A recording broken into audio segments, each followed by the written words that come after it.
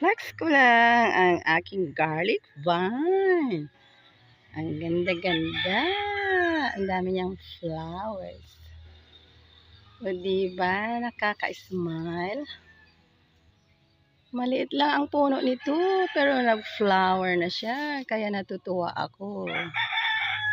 Gusto ko ba yung ganyan, yung nag-open pa lang siya. I love the color. So nice.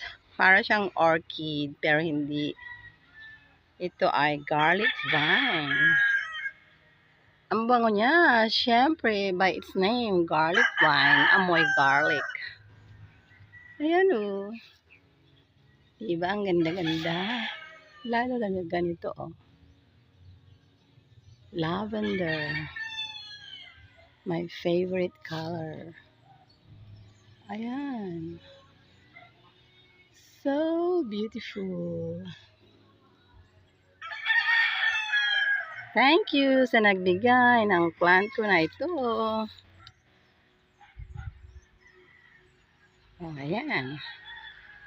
Isn't it beautiful? Madali lang magbuhay nito. Yung stem lang niya. Tapos ang secret kung bakit maraming flowers ang mga plants ko, dinidiligan ko ng wet scene. Siyempre, add water. At saka may ihi. Pag nasa bahay ako, yung ihi ko, iniipon ko. At yun ang pinandidilig ko. Try nyo rin. Ayan. I love it. Wish ko lang matagal itong flowers niya para araw-araw mayroon akong titignan. Thank you.